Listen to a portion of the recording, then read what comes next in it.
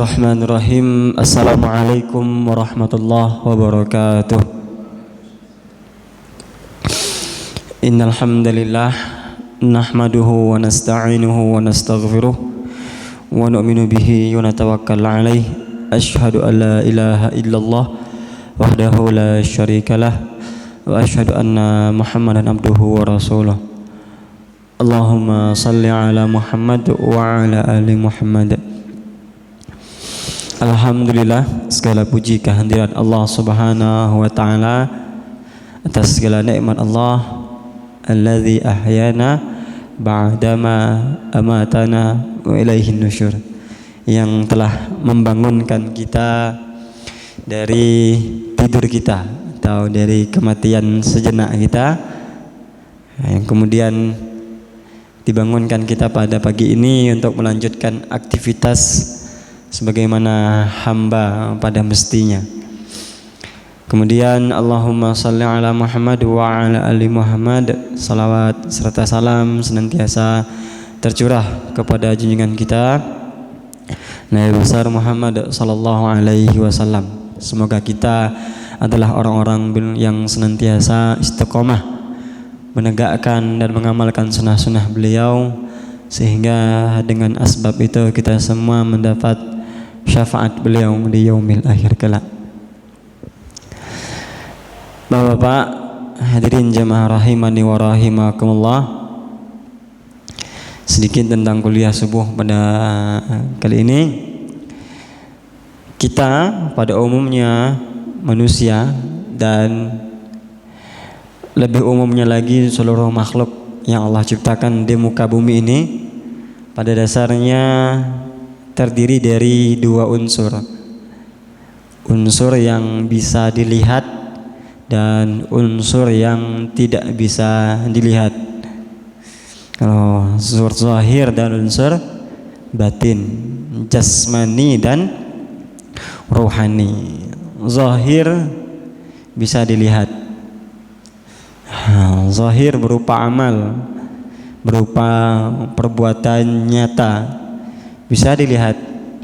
Nah, orang pakai baju putih, baju coklat, baju biru, semuanya bisa dilihat. Nah, itu namanya unsur zahir. Unsur jasmani, tinggi, pendek, agak gemuk sedikit, agak kurus sedikit, itu namanya unsur zahir. Unsur jasmani ya. Ada yang tidak bisa dilihat. Unsur rohani. Orang itu kadangkala dia tertawa, tapi dalam hatinya tidak senang sama kita. Ada kalanya orang itu wajahnya terlihat menyeramkan, tapi aslinya orangnya baik. Memang raut mukanya dari lahir seperti itu, sehingga orang kalau melihatnya, wah, ini kayaknya menyeramkan nih. Padahal enggak, memang dari lahir memang sudah seperti itu bawaannya. Itu namanya rohani yang tidak bisa dinilai, tidak bisa dilihat oleh mata kita. Tapi dia ada. Tidak semua yang tidak terlihat tidak ada. Dia ada.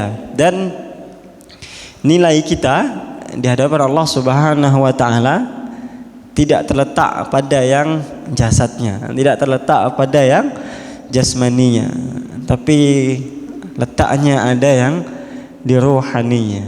Kalau Allah menilai orang atau menilai makhluknya berdasarkan fisiknya, gantengnya, cantiknya, atau bagusnya pakaiannya, maka tentulah tidak adil.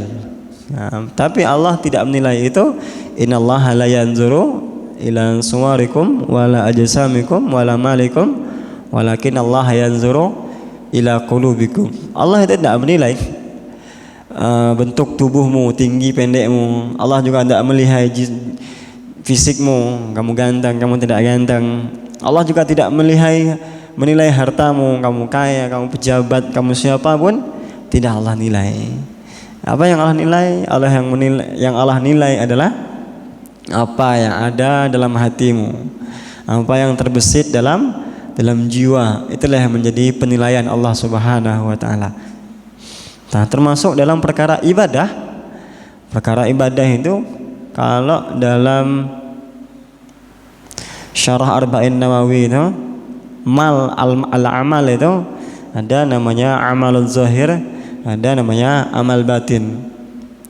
Nah, ada amal zahir, perbuatan yang nampak. Ada amal batin, perbuatan yang tidak nampak. Kadangkala amal zahir ini sah, tapi amal batin yang menggagalkan perbuatan tersebut. Nah, sah dan tidak sah itu hukum fikih, bisa dinilai. Contoh, orang sholat subuh harusnya dua rakaat, tiba-tiba dia sholat subuh 4 rakaat, sah tidak? Tidak sah. Itu bisa dinilai secara hukum fikih. Itu namanya amal zahir. Nah, yang tidak bisa dinilai amal batinnya, sama sholat subuhnya, tapi boleh jadi keterimanya beda. Kenapa? Letaknya di amal batinnya, niatnya dalam mengerjakan salat itu, niatnya dalam melaksanakan ibadah itu, dan itu tidak bisa dinilai oleh manusia. Menilai hanya Allah Subhanahu wa Ta'ala. Itulah kenapa ibadahnya sama, tapi output yang keluarnya beda, hasilnya beda.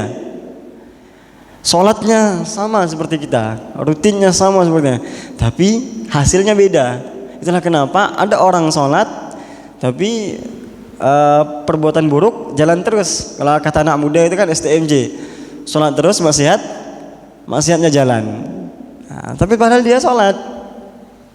Nah, kalau dilihat secara rajin sholatnya, boleh jadi amal batinnya yang merusak nilai sholatnya, sehingga sholat itu tidak lagi mampu mencegah dia dari perbuatan keji dan mungkar.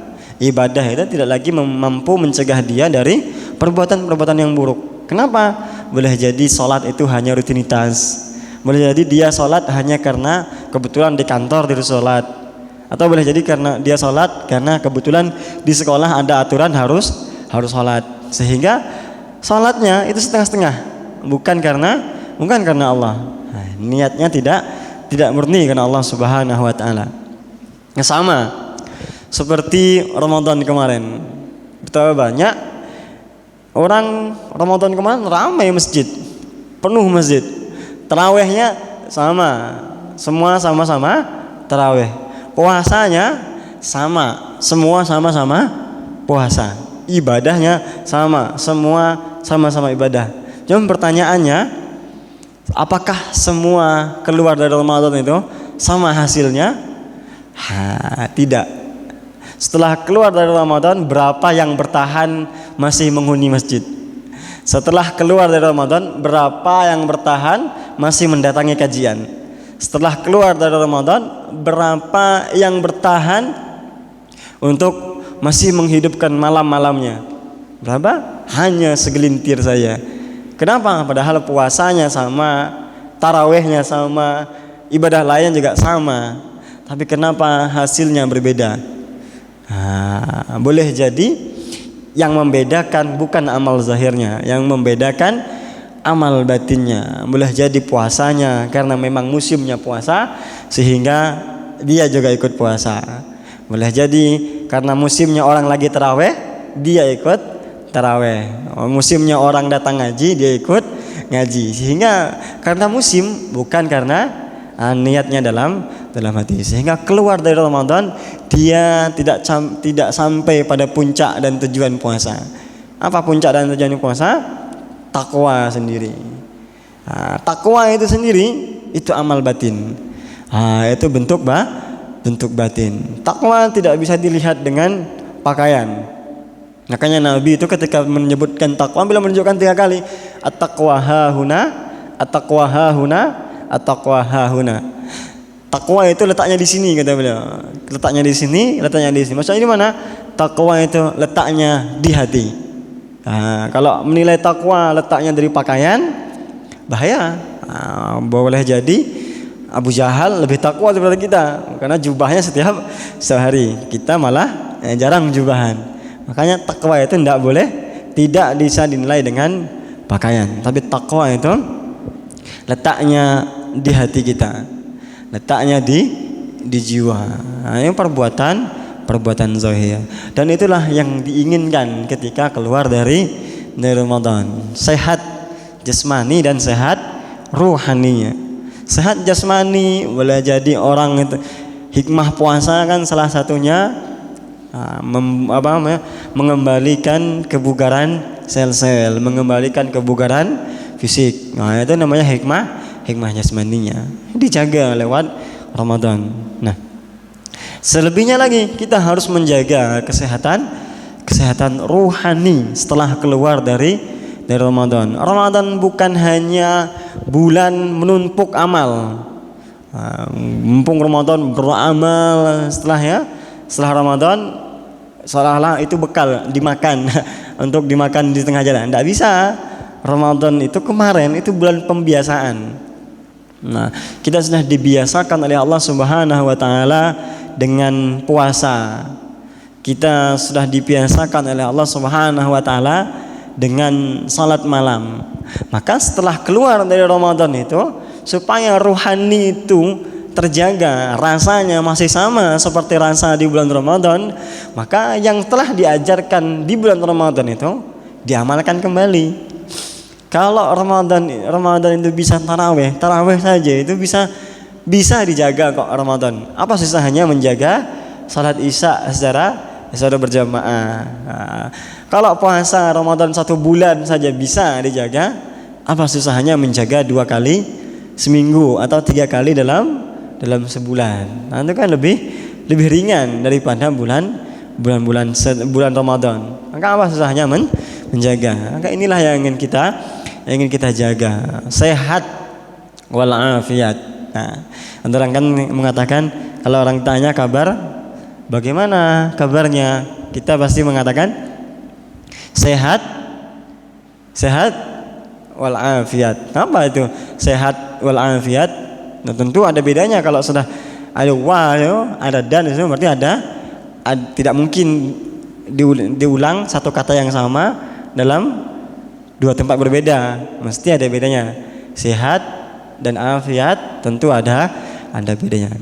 Kalau sehat saja jasmaninya itu menunjukkan jasmaninya. Lantas afiat itu apa? Afiat itu kesehatan jasmani yang mampu digunakan dalam ketaatan kepada Allah Subhanahu wa taala. Itu namanya afiat. Sehingga kalau orang mampu menjawab, bagaimana kabarnya? Sehat walafiat. Arti dia sedang sehat jasmani dan ruhaninya. Tapi kalau dia mengatakan saya alhamdulillah sehat walafiat, tidak sholat, tidak ngaji, tidak puasa, artinya yang sehat hanya jasmaninya saja. Dia tidak dalam keadaan afiat, tidak dalam keadaan sehat ruhaninya. Makanya Nabi memerintahkan kepada kita berdoa, mintanya apa? Allahumma inni, atau kalau jamak Allahumma inna as'aluka atau nas'aluka al-afwa wal afiyah. Ya Allah, aku mohonkan ampunan kepadamu dan afiyah. Langsung afiyah di situ, tidak minta sehat lagi. Kenapa? Karena kalau rohaninya sehat, insya Allah jasmaninya sehat. Dan penyakit yang bahaya sebenarnya itu penyakit rohani. Orang kalau sakit jasmani agak jauh dari neraka, agak jauh sedikit. Kalau dia demam, tidak ada demam yang menyebabkan masuk neraka. Kalau dia sakit kepala, tidak ada sakit kepala yang masuk neraka. Tapi kalau orang sakit rohaninya, bisa menyebabkan dia masuk neraka. Apa contoh sakit rohani? Hasad, dengki, hasud dan lain sebagainya, bisa masuk neraka. Yang bahayanya lagi, sudah sakit jasmaninya, sakit pula rohaninya. Itu bahaya sekali tuh. Sudah tambah badannya sakit, rohaninya tambah sakit lagi. Dalam sakit bukannya malah berdoa kepada Allah Subhanahu wa taala, malah menggerutu dan lain sebagainya. Kemarin itu ada video lumayan viral dari seorang dokter beliau mengatakan seperti ini. Doa itu bohong katanya. Tidak ada doa itu yang menyembuhkan. Klaim yang mengatakan doa itu menyembuhkan itu bohong katanya. Ada dokter, ada kalau mau cari di TikTok ada viral anunya, apa namanya? Videonya itu. Seorang dokter mengatakan, tidak ada. Oh, nggak ada orang sembuh karena doa katanya. Saya mau bikin video balasan state itu, cuman belum sempat. Pertama, memang tidak ada yang mengatakan doa itu menyembuhkan. Yang hanya doa itu senjata bagi kaum muslimin. Tidak ada klaim doa itu menyembuhkan. Yang kedua, yang sebagaimana yang kita sampaikan tadi, ibadah orang muslim itu, orang Islam itu ada dua. Ada ibadah zahir, ibadah batin. Ada ibadah ikhtiyariyah, ada ibadah tawakal. Dua-duanya tidak boleh ditinggalkan. Orang muslim itu tidak boleh meninggalkan ikhtiar, tidak boleh meninggalkan tawakal. Dia harus jalan seiring. Nah, kalau doa tok saja, ya memang tidak akan sembuh. Kita kena malaria, doa ya Allah sembuhkan saya. Ya sepersekian persen bisa sembuhnya. Kenapa? Dia harus diikutkan dengan ikhtiarnya. Nah, ikhtiar dan tawakal itu berjalan seiring. Nah, tawakal dan ikhtiar itu sejalan seiring. Orang kalau sudah berdoa, dia tentu harus ikhtiar, harus datang ke dokter, harus datang ke penyembuh dan lain sebagainya, supaya ada jalan asbab dia untuk sembuh. Jadi kalau klaim mengatakan dokter doa itu menyembuhkan, nggak ada orang muslim yang mengklaim dokter doa itu menyembuhkan. Tapi apakah dia lagi mengatakan doa, jadi doa itu tidak ada gunanya? Nah, doa itu tidak ada gunanya. Nah, kalau klaimnya seperti itu, tentu salah kalau mengatakan doa itu tidak ada gunanya. Orang muslim yang berdoa itu mendatangkan ketenangan. Dia telah sedang menggantungkan harapannya kepada pencipta langit dan bumi, tentu akan mendatangkan ketenangan. Sedangkan dokter saja, kalau kita konsultasi ke rumah sakit, ke dokter tuh, yang pertama yang disebutkan kalimat umumnya, sudah Pak, jangan panik ya, tenang ya. Berarti apa yang ditekankan di situ? Sedang menekankan ruhaninya, supaya orang itu tidak panik terlebih dahulu. Nah, kenapa? Orang itu kalau sudah panik, tidak tenang, banyak pikiran, tentu akan lebih susah sakit itu untuk sembuh. Dan itulah fungsinya doa. Nah, kalau mengatakan doa itu tidak ada gunanya, tentu salah. Sekelas dokter bisa berucap seperti itu, berarti perlu dipertanyakan. Itu. Oke. Dalam hati itulah letaknya iman seseorang. Dalam hati itulah Allah menurunkan kepercayaan, keyakinan kita. Dalam hati itu ada kepercayaan kepada Allah, kepada kitab suci, kepada nabi yang diutus dan lain sebagainya. Maka dalam sebuah kajian Islam ada fan atau cabang ilmu tersendiri yang mengkaji itu, disebut dengan tazkiyatun nafs atau penyucian jiwa. Kenapa? Jiwa itu harus bersih. Wa nafsi wa ma sawwaha, dan demi jiwa yang Allah telah menyempurnakan penciptaannya, kata Allah Subhanahu wa taala. Kita ketika hendak keluar dari Ramadan, ada yang namanya zakat. Apa fungsinya zakat itu? Zakat itu kan disebut untuk pensucian, penyucian. Asal katanya sama dengan yang disebut dengan dalam Al-Quran. Qad aflaha man zakkaha. Sungguh beruntung orang-orang yang mensucikan. Apa yang disucikan? Itu kembali ke jiwa.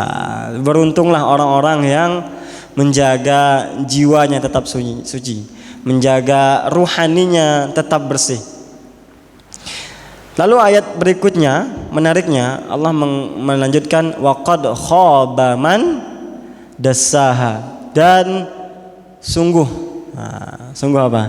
Harusnya kalau untung lawannya rugi. Tapi Allah menggunakan kata khaba. Rugi itu kalau bahasa Arab ada husr. Wal asri innal insana lafi khusrin. Sungguh demi masa, sungguhnya manusia semua berada dalam kerugian. Tapi Allah dalam ayat ini waqad khaba menggunakan kalimat khaba. Nah, harusnya rugi itu temannya, lawannya itu untung, lawannya itu rugi. Tapi dalam ayat ini Allah tidak menghadirkan redaksi rugi, tapi menghadirkan redaksi khaba. Apa itu khaba? Kita kalau berdagang 100, bawa modal 100, kita jualan, baliknya 100 juga. Itu untung atau rugi? Jualan 100, kembalinya 100. Itu untung atau rugi? Rugi. Kenapa rugi? Ya karena tidak ada untung yang didapat. Modal segitu, balik segitu. Artinya rugi. Tenaga, bensin dan lain sebagainya. Itu namanya rugi. Tapi kalau khoba, kita punya modal 100, jualan, tidak balik sama sekali. Apa artinya? Bangkrut. Nah, bangkrut khoba itu. Artinya tidak ada baliknya sama sekali. Allah mengatakan khaba man dasaha, maka bangkrut orang-orang yang kotor hatinya, orang-orang yang tidak mau mencucikan hatinya, tidak menjaga kesucian ruhaninya, tidak menjaga kesehatan ruhaninya. Bukan rugi, bangkrut. Kalau rugi boleh jadi masih ada yang balik, boleh jadi masih ada yang didapatnya. Sudah tidak rugi lagi, bangkrut, khoba, sudah habis, sudah tidak ada yang bisa diharapkan. Makanya kata Allah, apa namanya? Yauma la yanfa'u malun wala banun illa man atallaha biqalbin salim. Suatu saat nanti akan ada hari harta itu tidak bermanfaat. Rumah yang mewah, rumah yang besar, tidak ada gunanya di depan Allah Subhanahu wa taala. Mobil, motor, semua barang koleksi kita tidak ada manfaatnya. Begitu pula anak, istri, teman, saudara, kerabat. Yauma yafirrul mar'u min akhi. Satu hari di mana orang-orang lari dari saudaranya, ummihi wa abi, ayah ibu lari daripada anak-anaknya, sahibatihi wa bani, saudara lari daripada saudaranya. Enggak bermanfaat semua itu, illa man atallaha biqalbin salim. Kecuali siapa? Kecuali orang-orang yang datang kepada Allah Subhanahu wa taala dengan hati yang selamat, dengan hati yang bersih, dengan hati yang senantiasa disucikan. Kenapa hati yang harus dijaga? Karena al-qalb yusammal qalb li'an taqallubaha. Kenapa hati itu dinamakan hati? Karena dia sifatnya qalb. Kalau hati kita ini qalb. Tapi Allah ketika menyebutkan hatinya Nabi Muhammad SAW tidak menggunakan qalb, tapi fuad. Nah, apa bedanya fuad dan qalb? Kalau fuad itu hati yang sudah kokoh keimanannya, hati yang tidak mungkin goyah lagi. Itu hatinya para nabi. Kalau hati kita itu sifatnya masih qalbun. Kenapa qalb? Dia berbolak balik kiri dan kanan, iya atau tidak. Kadang-kadang ngaji atau tidak, kadang-kadang datang atau tidak, salat subuh atau tidak. Itu namanya qalb. Kadang-kadang sudah kita lakukan pun perbuatan itu masih ada qalbnya, masih ada bolak-baliknya. Mau berangkat ngaji, bolak-balik dia, qalb dia. Datang atau tidak. Sudah datang, ada lagi ujiannya. Mau kentut lah, mau ke belakang lah. Sudah duduk, ada lagi ujiannya. Apa ujiannya? Ngantuk lagi dia. Tunduk sedikit, mulai merem. Ada terus ujiannya. Qalb, karena dia bolak-balik. Karena dia bolak-balik, Nabi mengatakan al-imanu yazidu wa yanqus. Iman itu bisa bertambah dan bisa berkurang. Yazidu bit ta'ah wa yanqusu bil ma'siyah. Dia akan bertambah dengan ketaatan dan akan berkurang dengan kemaksiatan. Maka semakin rajin menjaga ibadah itu, maka dia akan terus meningkat. Dan semakin jauh kita meninggalkan ketaatan atau semakin dekat kepada kemaksiatan, maka iman itu akan semakin turun bahkan hilang. Itulah kenapa dalam Islam ada perintah untuk salat Jumat. Dan itulah kenapa dalam rukun Jumat itu ada wasiat takwa. Yang kalau enggak disampaikan tidak sah khutbah Jumatnya. Wajib menyampaikan wasiat takwa. Khatib manapun dari zaman Nabi sampai hari kiamat nanti, yang akan disampaikan khatib itu pasti sama satu, takwanya. Mesti usikum manafsi bitaqwallah, atau kalau dalam bahasa Indonesia, saya wasiatkan kepada diri saya atau kepada jemaah semua untuk senantiasa meningkatkan ketakwaan. Kadang-kala kita itu karena sudah biasa mendengar itu, menganggap biasa saja. Padahal itu peringatan bagi kita supaya kita mampu menjaga takwa itu dari minggu ke minggu, terus minggu ke bulan, bulan ke tahun, tahun ke tahun berikutnya, sampai takwa itu mampu dijaga, kita bisa wafat dalam keadaan husnul khotimah. Husnul khotimah itu proses. Husnul khotimah itu persiapan. Tidak ucuk-ucuk bisa husnul khotimah. Karena orang itu kata Nabi akan ditutup sesuai dengan kebiasaannya.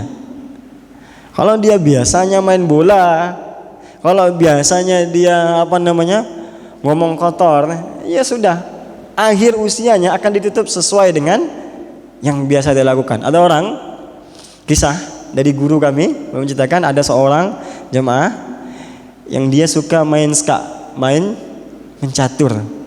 Itu ketika dibimbing ketika mau wafat sakitnya, asyhadu alla ilaha illallah, itu apa jawabnya? Asyhadu katanya. Dikira orang ngajak main catur. Bisa. Kenapa bisa seperti itu? Bisa karena logika kecilnya saja.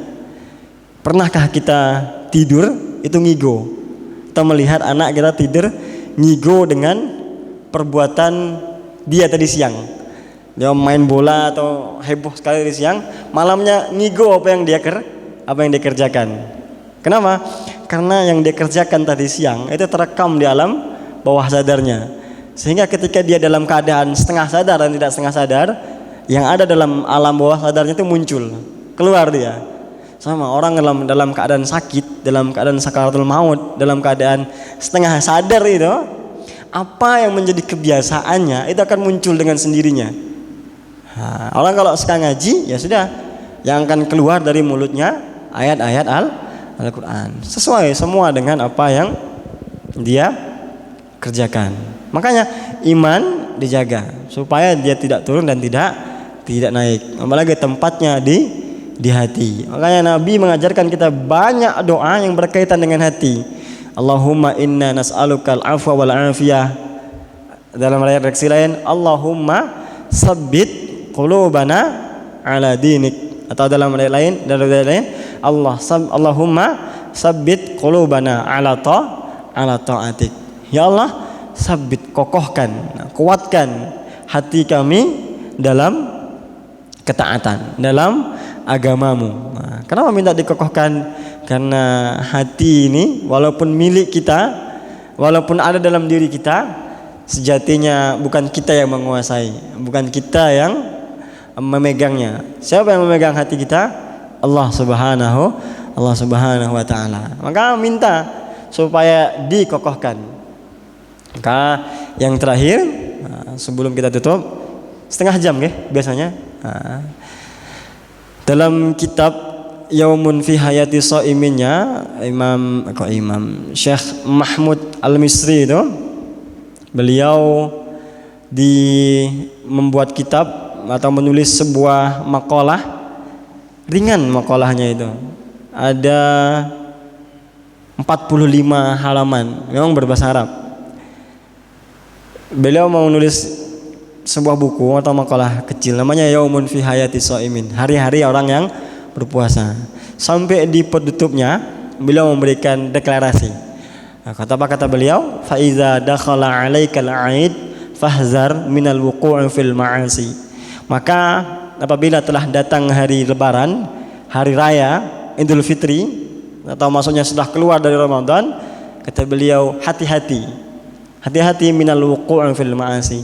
Hati-hati terjatuh kembali dari kemaksiatan yang pernah kita lakukan sebelum Ramadan. Kenapa? Karena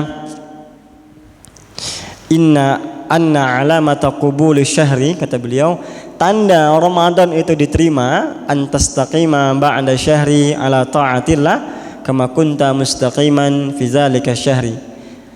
Tanda Ramadan kita itu diterima oleh Allah Subhanahu wa taala adalah kita mampu istiqomah setelah Ramadan sebagaimana kita istiqomah ketika di bulan Ramadan kemarin. Simpelnya, tanda ibadah puasa kita diterima, kita yang hari ini adalah bukan kita yang 1 bulan yang lalu. Itu simpelnya. Jadi kalau 1 bulan yang lalu kita hari masih salat subuhnya masih bolong-bolong, berarti kalau Ramadan kita diterima, insya Allah salat subuh kita tidak akan bolong lagi. Nah, kenapa? Sudah berbeda dari 1 bulan yang lalu. Wa'lam annal 'aida liman ata Allah. Sungguh, dan ketahuilah, kata beliau, hari raya sesungguhnya atau kemenangan yang sesungguhnya itu hanya ada pada orang-orang yang taat kepada Allah Subhanahu wa taala. Fa kullu lahzatin tamurru 'alaika wa anta fi ta'atin fa anta fi 'aidin. Maka setiap hari yang dilewati oleh orang-orang beriman, dilewati oleh orang-orang yang taat kepada Allah Subhanahu wa taala, maka sejatinya setiap dia taat, dia sedang dalam keadaan hari raya. Maksudnya apa? Sedang dalam keadaan menang di hadapan Allah Subhanahu wa taala. Menang dari apa? Menang dari nafsunya. Sedang sehat rohaninya, sehat fisiknya. Sehat fisik dijaga dengan puasa, ibadah, dijaga dengan olahraga dan lain sebagainya, dijaga dengan refreshing dan lain sebagainya, itu untuk menjaga sehat fisik. Bisa dengan memanah. Di sini kan ada latihan memanah ya. Nah, ada latihan itu dalam rangka menjaga sehat fisik. Anlimu auladakum arrimah ya wasibah. Ajari anak-anak kalian berenang dan memanah dan berenang. Mau berenang bisa ke masjid Mujahidin. Kalau mau memanah bisa ke masjid Mujahidin. Kalau berenang bisa nyebur ke berantas langsung. Nah, itu menjaga sehat jasmani, menjaga sehat rohani. Datang ke masjid Mujahidin, datang ke masjid untuk untuk salat berjamaah, untuk menghadiri majelis taklim dan lain sebagainya. 2 itu kalau dijaga sudah tidak ada lagi yang bisa menandingi kebahagiaan kita. Kita kan 2 aja hidup ini, dunia ini.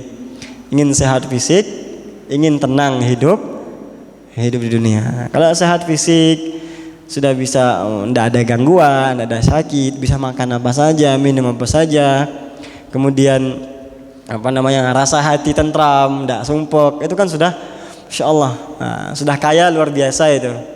Kenapa? Karena di luar sana ada orang kaya banyak duitnya, tapi ternyata makan tengkleng nggak bisa, makan sate makan sate, makan lemak-lemak, naik asam uratnya, naik rematiknya dan lain sebagainya. Kita kalau masih bisa menjaga itu masih alhamdulillah. Tahu ada orang yang bisa makan segalanya tapi makannya tidak tenang. Makanya takut di audit KPK misalnya, maka takut ketahuan ini, makanya delik-delik dan sebagainya.